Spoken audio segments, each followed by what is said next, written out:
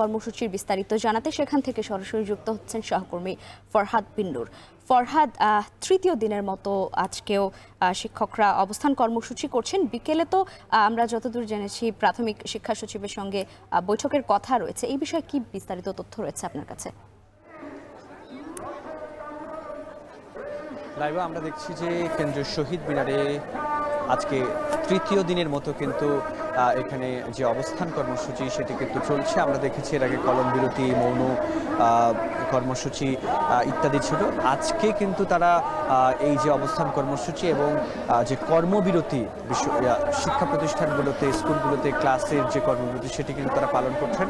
আমরা দেখেছিলাম যে গত রাতে কিন্তু মন্ত্রণালয়ে একটি মিটিংয়ের পর তারা সিদ্ধান্ত নিয়েছিল কর্মবিরতি একদিনের জন্য প্রত্যাহারের, কিন্তু পরে বাকি যেসব শিক্ষক রয়েছিলেন তাদের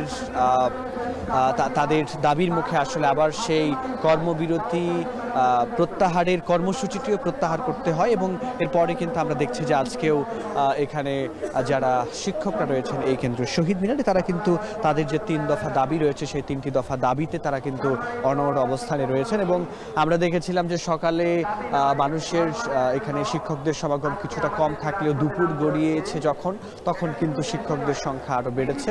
তবে ঠিক এই মুহূর্তে একটু কমেছে। আমরা দেখছি যে অনেকেই আসলে এই মুহূর্তে তারা দুপুরের খাবারের জন্য হয়তো বিভিন্ন জায়গায় গিয়েছেন। তবে আমরা যারা শিক্ষক নেতা রয়েছেন, আমরা শিক্ষক নেতাদের সঙ্গে কথা বলেছি। তারা বলেছেন যে এখানে তাদের যে অবস্থান কর্মসূচি সেটি তখন পর্যন্ত আসলে চলবে যতক্ষণ পর্যন্ত তাদের দাবি মানা না হবে। দাবি মানার জন্য শুধুমাত্র কর্মসূচির এই আশ্বাস দিলেই হবে না, বরং তারা বলছেন যে একেবারে প্রজ্ঞাপনের মধ্য দিয়ে তাদের যে 3টি দাবি রয়েছে সেই 3টি দাবি একেবারে প্রজ্ঞাপনের মধ্য দিয়ে মেনে নিতে হবে।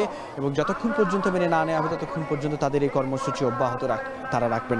তারা আরও একটি বিষয় বলছেন যে আজ বিকেল 5:30টার দিকে কিন্তু অর্থ সচিব এবং প্রাথমিক ও গণশিক্ষা সচিবের সাথে যে শিক্ষক প্রতিনিধি দলের বৈঠক হওয়ার কথা রয়েছে, সেখানে এরপরে বৈঠকের আসলে কি সিদ্ধান্ত হয় তার উপর আসলে নির্ভর করছে যে তারা কর্মসূচি এরপরে কি রাখবেন। তবে তারা যেটা বলছেন যে তারা কর্মসূচি অব্যাহত রাখবেন যতক্ষণ পর্যন্ত তাদের দাবি প্রজ্ঞাপনের মাধ্যমে মেনে নেওয়া না হবে।